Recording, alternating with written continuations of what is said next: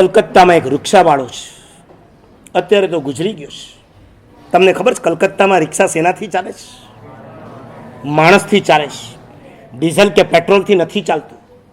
કલકત્તાનો આ રિક્ષાવાળો, એનો નિયમ હતો દર સોમથી રવિવાર સુધી, એમાં એક શુક્રવારને બાદ કરવાનો. દર શુક્રવારે જ્યારે રિક્ષા ચલાવવાની, સ્લમ વિસ્તારમાં જવાનું અને જે ગરીબમાં ગરીબ માણસ હોય ને એને ફ્રીમાં બેસાડવાના.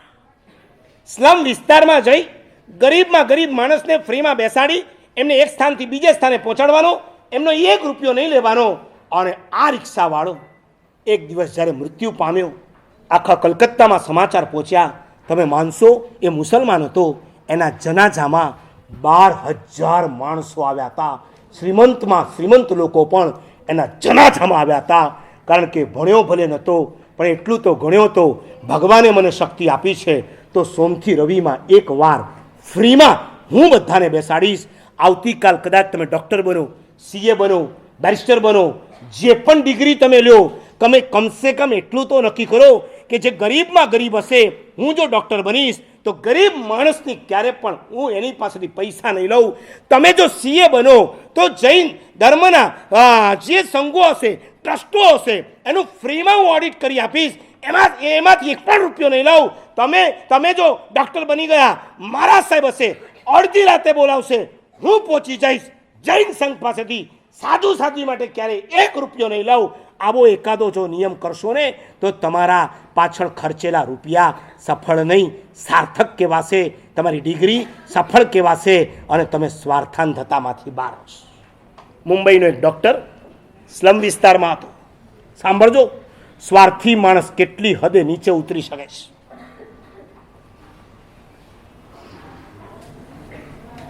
કેટલો હલકટ થઈ શકતો હોય છે. સ્લમ વિસ્તારની અંદર આ માણસનું દવાખાનું, અવારનવાર ગરીબ લોકો આવે, પૈસા આપે ન આપે, ઘણાના દેવા ચડી ગયા હતા, બીજે પોતે જઈ શકે એમ નહોતો ને એમાં એક ગરીબ બાઈ આવી અને એને કીધું કે મારા મિસ્ટરનું એક્સિડન્ટ થયું છે, માથું ફાટી ગયું છે. એને કીધું લઈ આવ, ટાંકા લેવા પડશે, પેલા 5,000 રૂપિયા મૂક. ગરીબ બાઈ, ભીખ માંગીને પોતાનું ગુજરાન ચલાવનારી બાઈ, એને કીધું કે અત્યારે ખિસ્સામાં 5 રૂપિયા નથી, તું 5,000 માંગે છે, હું તારા પાઈ રૂપિયા ચૂકવી દઈશ, પ્લીઝ અત્યારે તું ટાંકા લઈ લે. અને ડૉક્ટરે 50 ટાંકા લીધા. ટાંકા લીધા પછી આ બાઈએ ભીખ માગવાની ચાલુ કરી. અઠવાડિયામાં 700 રૂપિયા ભેગા થયા, 700 રૂપિયાની ચિલ્લર આપ્યા. ફરી મહેનત કરી 10 દિવસમાં બાઈએ ફરીને 3,000 રૂપિયા ભેગા કર્યા.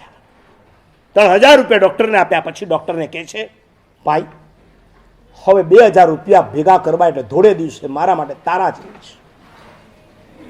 આ 3 મેં કઈ રીતના ભેગા કર્યા મારું મન જાણે છે. પ્લીઝ તું 2,000 રૂપિયા હવે માફ કરી દે. અને ડૉક્ટરનો પિત્તો ગયો. નાલાયક, તે મને કીધું તું 5,000 રૂપિયા આપીશ અને તારા ભરોસે મેં તારા ધણીના 50 ટાંકા લીધા છે. અને હવે જો તું ખસી જવા માંગતી હોય તો તારો ધણી અત્યારે અહીંયા જ છે ને, ચેકઅપ કરાવવા લાવી છે ને, તું ઊભી રહે અંદર બહાર, હું અંદર જાઉં છું.